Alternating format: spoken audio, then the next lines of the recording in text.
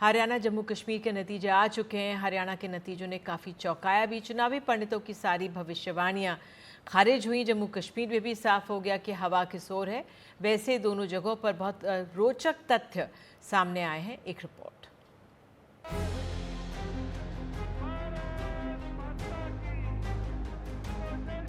हरियाणा और जम्मू कश्मीर दोनों ही जगह 90-90 सीटों पर मतदान हुआ। जनता ने जिसे चुनना था चुन लिया। इन नतीजों में कुछ बेहद रोचक और बड़ी बातें सामने आईं। जम्मू कश्मीर के चुनावी नतीजों ने बड़ा संदेश दिया। कांग्रेस ने जम्मू में जितने भी हिंदू कैंडिडेट उतारे थे सब हार गए। कांग्रेस ने 19 हिंदू और 2 सिख उम्मीदवार मैदान में उतारे थे, जिनमें से अधिकतर जम्मू क्षेत्र से थे, लेकिन उनमें से कोई भी जीत हासिल करने में कामयाब नहीं हो सका। वहीं जम्मू कश्मीर में बीजेपी का मुस्लिम कार्ड फेल हो गया। जम्मू कश्मीर में 29 सीटों पर जीत दर्ज करने वाली बीजेपी के 28 हिंदू और 1 सिख सदस्य हैं। बीजेपी ने इन चुनावों में कुल 25 मुस्लिम उम्मीदवार उतारे थे। बीजेपी के अधिकांश मुस्लिम उम्मीदवारों की जमानत जब्त हो गई है। जम्मू कश्मीर में नोटा का भी जमकर उपयोग हुआ। चुनाव आयोग के आंकड़ों से पता चला है कि नोटा का आंकड़ा आम आदमी पार्टी और बहुजन समाज पार्टी को मिले कुल मतदान से भी ज्यादा है।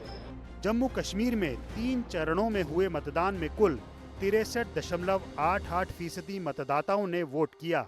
इनमें से कुल 84,397 लोगों ने नोटा का बटन दबाया, जो कुल वोटों का 1.48% है। ये आम आदमी पार्टी को मिले 0.52% और बीएसपी को मिले 0.96% वोटों से ज्यादा है। इन चुनावों में जीत और हार के आंकड़ों ने भी खूब चौंकाया है। पहले हरियाणा की बात करते हैं। नूंह जिले की सीट फिरोजपुर झिरका का रिजल्ट सबसे रोचक रहा। इस सीट पर कांग्रेस कैंडिडेट मामन खान ने 98,441 के अंतर से जीत दर्ज की है। उन्होंने बीजेपी के उम्मीदवार नसीम अहमद को हराया, जिन्हें 32,056 वोट मिले। वहीं हरियाणा के उचाना कला में सबसे कम अंतर से जीत बीजेपी ने दर्ज की। बीजेपी के प्रत्याशी देवेंद्र अत्री ने 32 वोटों से कांग्रेस उम्मीदवार ब्रिजेंद्र सिंह को शिकस्त दी। ये सीट पूर्व केंद्रीय मंत्री चौधरी बीरेंद्र सिंह की पारंपरिक सीट मानी जाती है। इस बार ब्रिजेंद्र सिंह ने बीजेपी छोड़कर कांग्रेस के टिकट से चुनाव लड़ा था। जम्मू कश्मीर विधानसभा में सबसे कम और सबसे ज्यादा मार्जिन की बात करें तो त्राल विधानसभा सीट पर पीडीपी के रफीक अहमद नाइक ने सिर्फ 460 वोटों के मार्जिन से कांग्रेस के प्रत्याशी को हराया। तो वहीं नगरोटा सीट से बीजेपी के देवेंद्र सिंह राणा ने नेशनल कॉन्फ्रेंस के जोगिंदर सिंह को 30,472 वोट से हराया। जो जीते हैं उनमें उम्र का भी बड़ा फासला देखा जा रहा है। हरियाणा विधानसभा के पूर्व स्पीकर कांग्रेस के डॉक्टर रघुबीर सिंह कादियान ने नया इतिहास रच दिया है। वो 80 साल के हैं। इस बार जीत हासिल करने वाले वो सबसे ज्यादा उम्र के उम्मीदवार बने। हरियाणा की बेरी सीट से वो 6 बार जीत चुके हैं, जबकि सबसे युवा विधायक आदित्य सुरजेवाला हैं। उनकी उम्र मात्र 25 साल है। वो कैथल सीट से जीते हैं। हरियाणा में किसान आंदोलन के नेताओं को जनता ने नकार दिया। किसान आंदोलन के बड़े चेहरे गुरनाम सिंह चढ़ूनी को सिर्फ 1,500 वोट मिले। हरियाणा में राजनीति से जुड़े परिवारों के किले भी ढह गए। पूर्व मुख्यमंत्री चौधरी देवीलाल का परिवार प्रदेश का सबसे बड़ा सियासी परिवार है। इस चुनाव में देवीलाल के कुनबे के आधे दर्जन से ज्यादा सदस्य चुनाव मैदान में थे। इनमें से केवल 2 को ही जीत मिली।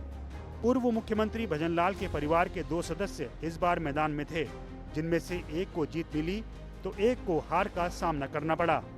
एक और पूर्व मुख्यमंत्री बंसीलाल के गढ़ में पारिवारिक लड़ाई में उनकी पोती को जीत तो पोते को हार मिली।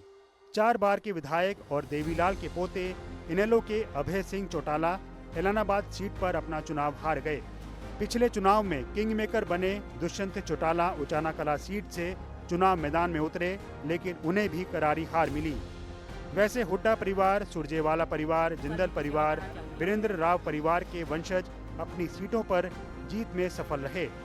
जम्मू कश्मीर से कुछ रोचक नतीजों की बात करें। हरियाणा में खाता भी नहीं खोल पाने वाली आप डोडा से जीत गई। गुलाम नबी आजाद की पार्टी का सपूड़ा साफ हो गया। नेशनल कॉन्फ्रेंस से 2 हिंदू प्रत्याशी सुरेंद्र सिंह और अर्जुन सिंह राजू जीते। घाटी में जमात-ए इस्लामी के समर्थित सभी 8 उम्मीदवार हार गए। बीजेपी के प्रदेश अध्यक्ष रविंद्र रैना राजौरी से हार गए। महबूबा मुफ्ती की पार्टी 3 सीटों पर सिमट गई। हरियाणा में 3 दशक से वित्त मंत्री के चुनाव हारने का सिलसिला जारी रहा। कार्यवाहक वित्त मंत्री जयप्रकाश दलाल हार गए। वैसे हरियाणा में बीजेपी ने एक नया इतिहास रच दिया। लगातार तीसरी बार जीतने वाली पहली पार्टी बनी है। Bureau report, NDTV India.